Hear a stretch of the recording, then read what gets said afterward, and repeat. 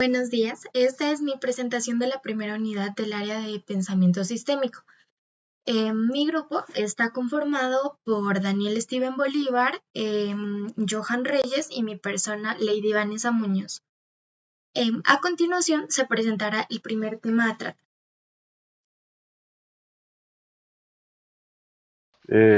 Bueno, la parte que me tocó a mí es el sistema nervioso.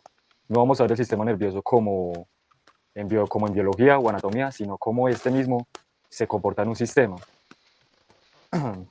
El sistema nervioso está dividido por dos partes, el sistema nervioso central y el sistema nervioso periférico. El sistema nervioso central está conformado por el cerebro y la médula espinal. Y el sistema nervioso periférico está conformado por más que todo nervios y neuronas. Listo, el cerebro. El cerebro tiene neuronas, que estas neuronas son las que ayudan a transmitir la información por medio de impulsos eléctricos. Pueden ser externas o internas. Externas es cuando estas las afectan el entorno y las internas son aquellas neuronas que nos ayudan como a percibir una enfermedad. Las neuronas están conformadas en tres partes. Las neuronas sensoriales, que vendrían siendo como la neurona olfativa, o sea, las neuronas son como las de los sentidos. Las neuronas motoras, estas mismas, como su nombre lo dice, son las que me permiten el movimiento. O las interneuronas, estas son las neuronas que comunican las neuronas sensoriales con las neuronas motoras. De los lóbulos podemos decir que hay cuatro partes, pues cuatro que los conforman. Lo que es el lóbulo frontal, que vendría siendo como la planificación y el razonamiento. Lóbulo parietal, que vendría siendo el procesamiento sensorial. Lóbulo temporal vendría siendo la audición, memoria y el procesamiento del lenguaje. O el lóbulo occipital, que vendría siendo el procesamiento visual. Ya. Ok, sigamos con la inteligencia. La inteligencia, en el origen etimológico, hace referencia a saber elegir. Este dice,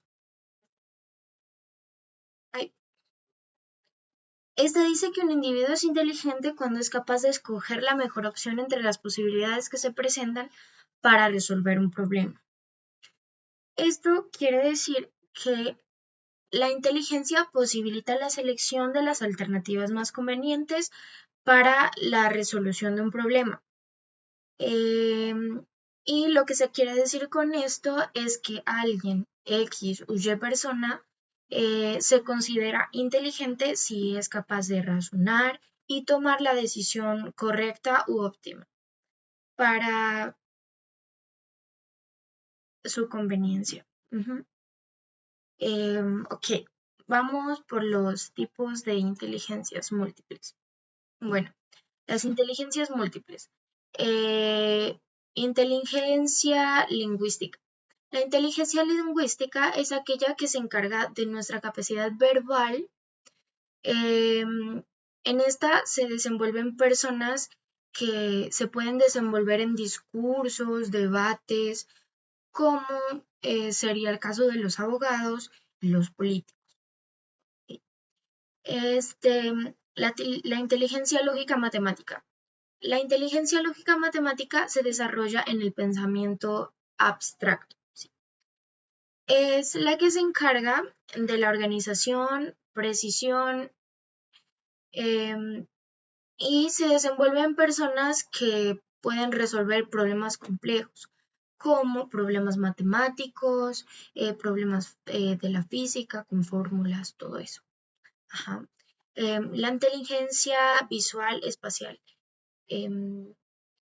Como lo dice, visual espacial puede integrar elementos, los percibe y los ordena, y se puede establecer relaciones metafóricas entre ellos. En esta se puede destacar los pintores, también los juegos de rompecabezas, los del cubo Rubik. Hay también actividades al aire libre. Ok, la inteligencia kinestésica corporal. En esta inteligencia está todo lo relacionado con el movimiento corporal de objetos y los reflejos. En esta están todas las actividades físicas, como la natación, el baloncesto, bueno, en fin. Y también, como lo dice de objetos, pues sería como también los malabares, cosas así como el ciclismo, bueno, pero se trata de los movimientos en sí. Y la inteligencia musical. La inteligencia musical son las habilidades musicales que una persona puede tener. En esta podría ser como el ritmo, la melodía, el oído, como para saber reconocer una canción, una melodía, para poder componerla. En esta está tocar instrumentos, la guitarra y componer melodías también, canciones. Ok, vamos a seguir la inteligencia intrapersonal. La inteligencia intrapersonal es el conocimiento de uno mismo, nuestra autoconfianza, nuestro autoestima. En esta sería la meditación, la automotivación, el conocimiento que tenemos con nosotros mismos. En esta, por eso se incluyen los ejercicios de meditación, como yo lo mencioné, los ejercicios de autocrítica y aquellas metas que nos proponemos sea a corto, mediano o largo plazo. Ok, y la inteligencia interpersonal. La inteligencia interpersonal es lo contrario a la intrapersonal, ya que aquí va a irradiar las relaciones con otras personas, ya no con uno mismo. En esta van las expresiones faciales, ya todo lo que vendría con la sociedad, em, como controlar la voz en ciertas ocasiones, ser óptimo para cada ocasión, controlarse en ciertas actitudes. Y la inteligencia naturalista, que es distinguir, clasificar y utilizar elementos del medio ambiente, que aquí vendría ya sería como la experimentación, la observación, la reflexión, y cuestionamiento de nuestro entorno, interesarnos por el medio ambiente, por el reciclaje, por las cosas que tengan que ver con todo esto, el medio ambiente. Ok, sí. Listo. Seguimos con el pensamiento. El pensamiento es un proceso mental complejo que cuando analizamos y comprendemos información nos ayuda a la toma de decisiones. Esta toma de decisiones se puede ver influenciada por la cultura política, la religión, las emociones, nuestras percepciones y experiencias. ¿Ok? Entonces, el pensamiento nos lleva a ser una de las especies más desarrolladas de la Tierra. Esto lo puedo concluir a que todo lo bueno y malo que hacemos va hacia el pensamiento. Todo deriva del pensamiento. Entonces, el pensamiento forma ideas y representaciones de la realidad relacionándolas unas con otras. Y esta capacidad puede ser un flujo de ideas a partir de la razón que nos llevan a conclusiones lógicas. Ok, sigamos. Tipos de pensamientos. Existe el pensamiento inductivo que va desde lo particular hasta lo general. Este puede llevarnos a sesgos lógicos porque la realidad no siempre se asocia con la experiencia personal. Y al tener la experiencia podemos suponer algo. Por ejemplo, si yo veo algo, yo veo un animal, un perrito que es café. Entonces yo puedo concluir que todos los perritos son cafeses, pero no. O sea, por esa experiencia personal me puede llevar hacia algo que no es la realidad. Entonces no lo puedo garantizar. Listo, el pensamiento lógico. En este pensamiento se elige una solar alternativa. Son formas de razonamiento relacionales que involucran objetos reales o abstractos. Esta proviene de la elaboración individual y exige conclusiones válidas a partir de premisas determinadas. Ok, eh, el pensamiento deductivo. Este va al contrario del inductivo, va desde lo general hasta lo particular y se saca una conclusión a partir de una o varias premisas. Se puede decir que si se dice, en un ejemplo, si se dice que un francés vive en Francia y que Francia está en Europa, o sea, dos premisas, entonces podemos, sabiendo que René Descartes es de Francia, entonces podemos decir que René Descartes era europeo. Ok, pensamiento creativo. El pensamiento creativo busca crear soluciones creativas em, y únicas a un problema. Esta busca caminos alternativos y el producto de este pensamiento es original. El pensamiento analítico. El pensamiento analítico separa y categoriza como premisas o problemas. Por ejemplo, separa todo en piezas que sean manejables. Y, por ejemplo, cuando un problema se divide en partes y la solución de esas partes lleva a un total que es garantizado. Pues en la parte de la percepción, análisis y razonamiento, pues le voy a decir básicamente qué consiste. La percepción, el análisis y el razonamiento son procesos cognitivos interrelacionados. La percepción nos permite captar y organizar la información sensorial del entorno, mientras que el análisis descompone esa información en elementos individuales, identifica patrones y relaciones y extrae características relevantes. ¿Qué quiere decir esto? Básicamente que la percepción, lo que se encarga, pues digamos que la primera etapa de esto, la percepción, tiene que ver con recibir los mensajes con los sentidos que nosotros tenemos, o sea, sean los oídos, la vista, muchas veces también puede ser el tacto. ¿Qué pasa? Que la percepción muchas veces puede ser relativa dependiendo de su tipo de mentalidad, como se haya desarrollado en la infancia.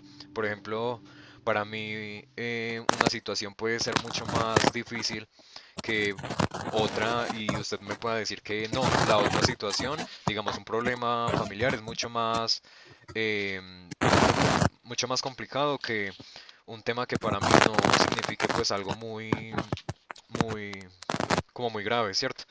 Entonces hay que analizar eso, de que la percepción siempre trata como de valga la redundancia, percibirse por, por cómo usted es también. Tipo, él tiene que ver la personalidad a la hora de usted recibir el mensaje de otra persona. Ya en la parte del análisis es básicamente que nuestro cerebro descompone un problema muy grande y lo hace pequeño. Muchas veces pues, yo creo que aplicamos este tipo de cosas para, para problemas de la vida cotidiana, como puede ser, digamos, hacer una receta. No sé si de pronto cuando uno vaya a cocinar, en vez de echar todo a una olla y revolverlo, pues obviamente eso no es cierto. No siempre se tiene que hacer así, no todas las recetas son iguales. Entonces siempre tiene que haber procesos separados, cada uno de ellos, para poder ejecutarse. Y ya en la parte del razonamiento, que sería la etapa final, es llegar a una conclusión de acuerdo a la percepción y el análisis que ya hubo previamente. Primero, recibimos el mensaje, luego lo analizamos, lo pensamos, lo tomamos como nosotros mismos lo pudimos haber interpretado. Ya el razonamiento es como la respuesta a ese mensaje que me transmitieron. Ah, listo. Bueno, el cerebro triuno.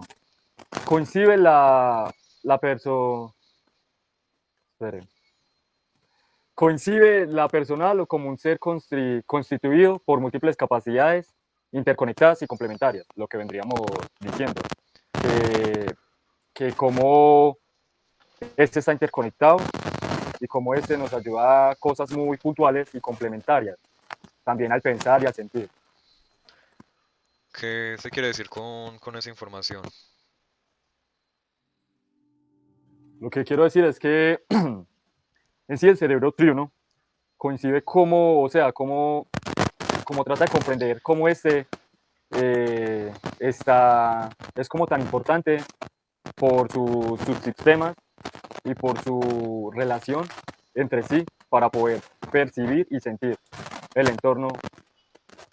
Ah, ok, se podría decir de que entonces está encargado como de percibir las cosas que están alrededor de nosotros y procesarlas para nosotros tener conciencia de todo esto, ¿cierto?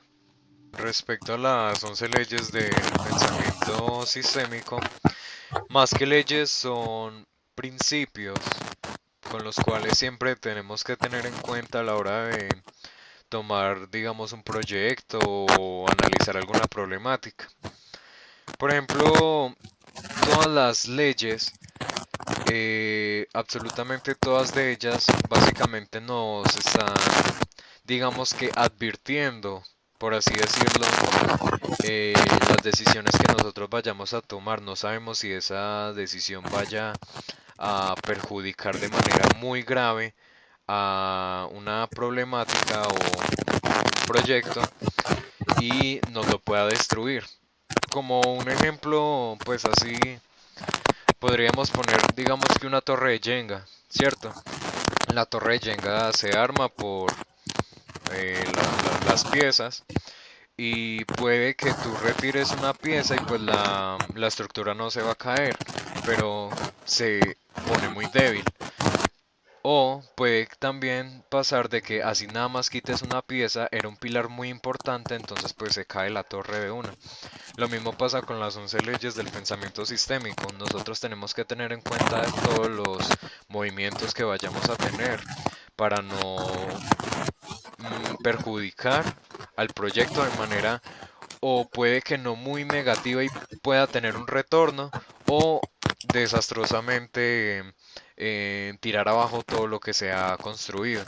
Entonces por eso estas 11 leyes son muy importantes a la hora de nosotros considerarlas, digamos que esos principios que debemos tener antes de inicializar cualquier cosa que vayamos a hacer en grupo. Siempre tener en cuenta las acciones, la forma de pensar, el trabajo en equipo, sobre todo que es muy importante.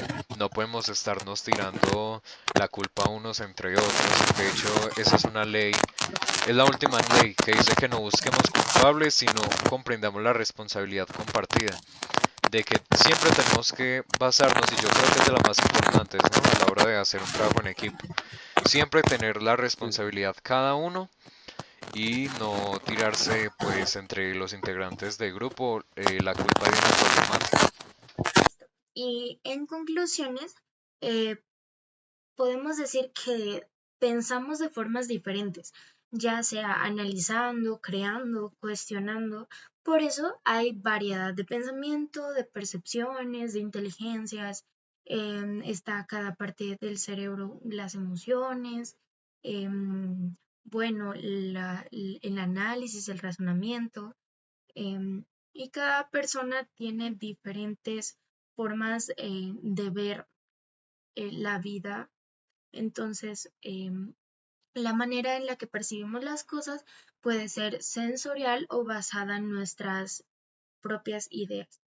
Em, la manera en cómo pensamos, lo que entendemos y cómo lo interpretamos, em, y el mundo está influenciado por estos aspectos.